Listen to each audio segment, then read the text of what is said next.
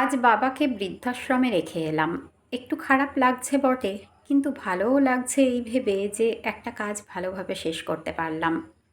বাবার প্রতি দায়িত্বও শেষ হলো। সংসারটা এবার নতুন করে গুছিয়ে নেব। বাবার ঘরটা গেস্ট রুম বানাতে হবে। বাড়িতে একটা গেস্ট রুম ছিল না বলে লুনার কত অভিযোগ। বাড়িতে গেস্ট এলে ওর নাকি মান সম্মান থাকে না। বাবাকে বৃদ্ধাশ্রমে পাঠানোর বুদ্ধিটাও তার। আমারও যে মত ছিল না তা নয়, বাবারও বোধহয় এটাই ইচ্ছা ছিল। কারণ তিনি আমাদের মতামতের কোনো বিরোধিতা করেননি। তাছাড়া মায়ের মৃত্যুর পর বাবা খুবই নিঃসঙ্গ ছিলেন। আমি ও লুনা দুজনেই চাকরিজীবী। অফিসে যাই, বাবাকে কি করে সময় দেব? ওখানে গিয়ে বাবা নিশ্চয়ই ভালো থাকবে, সমবয়সী অনেককে পাবেন সঙ্গী হিসেবে। না, কাজটা বেশ ভালোই করেছি। আমার সব স্বপ্ন আমার পরিবারকে ঘিরে। লুনাকে ভালোবেসে বিয়ে করেছি। আমাদের দুজনের সংসারে অনাবিল আনন্দ বয়ে এনেছে আমাদের সোনার টুকরো ছেলে। ওর নাম রেখেছি আনন্দ। তাকে পেয়ে আমার জীবনটা আনন্দময় হয়ে উঠেছে। আমার সব মনোযোগ এখন স্ত্রী আর পুত্রের দিকে।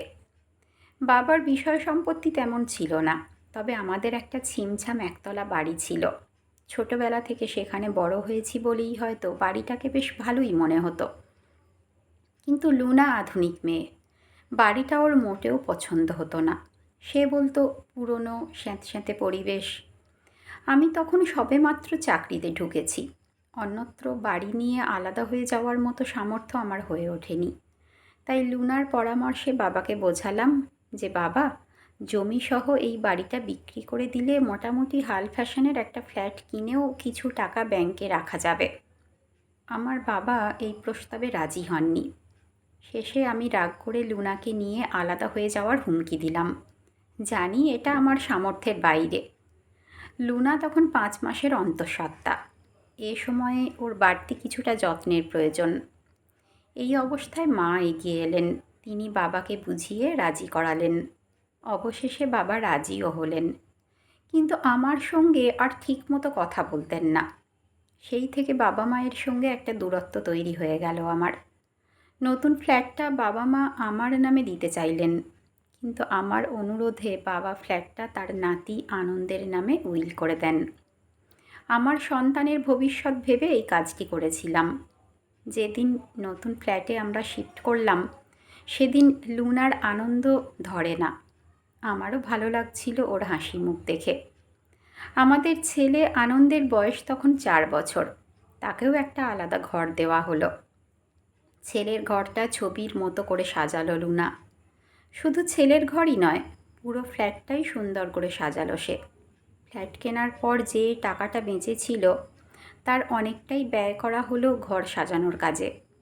শুধু বাবা মায়ের ঘরটি একই রকম রয়ে গেল।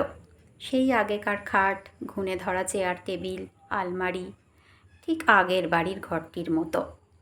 এই ঘরটি সাজাতে দেননি মা। তিনি বলেছিলেন থাকুক কিছু স্মৃতি।